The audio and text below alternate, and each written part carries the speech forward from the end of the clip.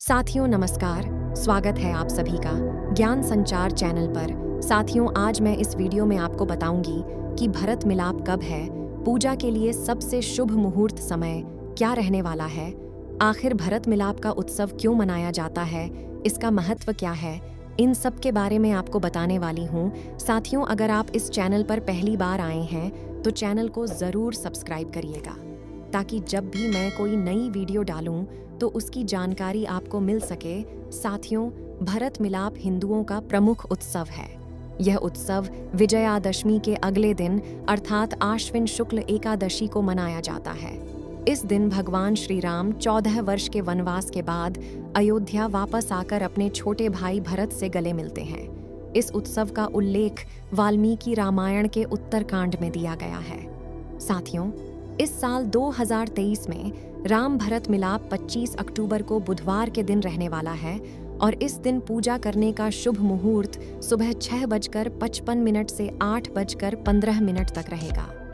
साथियों अब मैं यहाँ पर भरत मिलाप की कथा सुनाने वाली हूँ, आप सभी इसे ध्यान से सुनिएगा। साथियों भरत को जब पता चला कि माता कैकेयी ने उन्हें राज सिंहासन पर बैठाने के लिए राम को 14 वर्ष का वनवास दिलाया है तो वह माता से भला बुरा कहने लगे और राम को वापस लाने के लिए वन की ओर चल दिए। उधर वन में प्राकृतिक शोभा से युक्त दर्शनीय स्थल चित्रकूट पर्वत पर निवास करते हुए राम सीता प्राकृतिक छटा का आनंद ले रहे थे।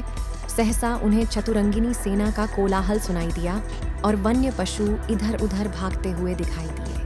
यह देखकर राम लक्ष्मण से बोले, ऐसा प्रतीत होता है कि इस वन प्रदेश में वन्य पशुओं के आखेट हेतु किसी राजा या राजकुमार का आगमन हुआ है, तुम जाकर इसका पता लगाओ।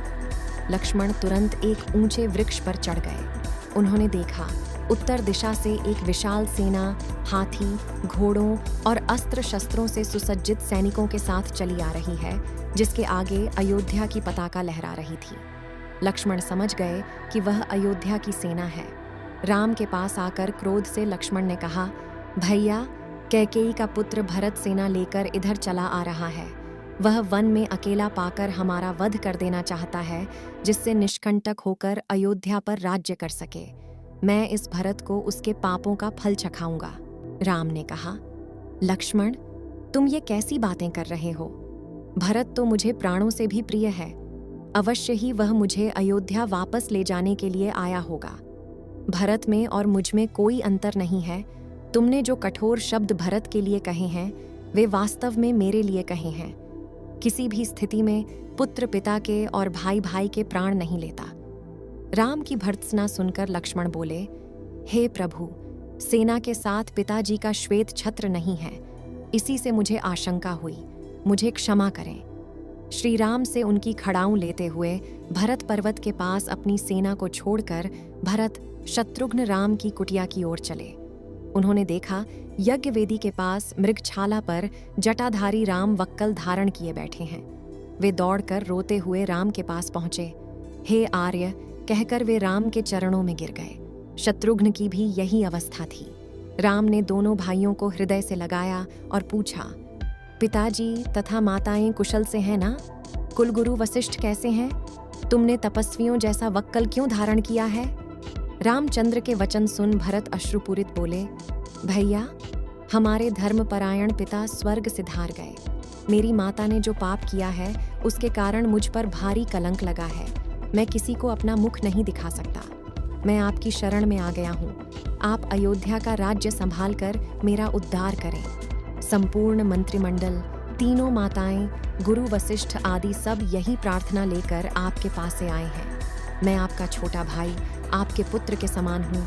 माता के द्वारा मुझ पर लगाए गए कलंक को धोकर मेरी रक्षा करें। जब राम भरत मिलाप हुआ तो भरत राम से लिपट कर रोने लगे। वह दृश्य बहुत मार्मिक था। भरत ने राम से कहा कि अयोध्या पर राज करने का अधिकार सिर्फ आपको है, आपकी जगह कोई भी नहीं ले सकता, और राम से अयोध्या वापस चलने की जिद करने लगे। इस दृश्य में भाइयों के बीच प्रेम की पराकाष्ठा को दर्शाया गया है। राम ने कहा कि मैंने पिताजी को वचन दिया है कि मैं 14 वर्ष का वनवास पूरा करके ही अयोध्या लौटूंगा। तब भरत राम की चरण पादुकाएं सिर पर रखकर अयोध्या ले आए और उन्हें सिंहासन पर रखकर सेवक के रूप में राजकाज संभालने लगे। साथियों, ये थी भरत मिलाप उत्सव की कथा। आशा है आपको ये वीडियो पसंद आई होगी। आप सभी इस वीडियो को लाइक, शेयर और चैनल को सब्सक्राइब जरूर करिएगा। वीडियो देखने के लिए आपका बहुत बहुत धन्यवाद।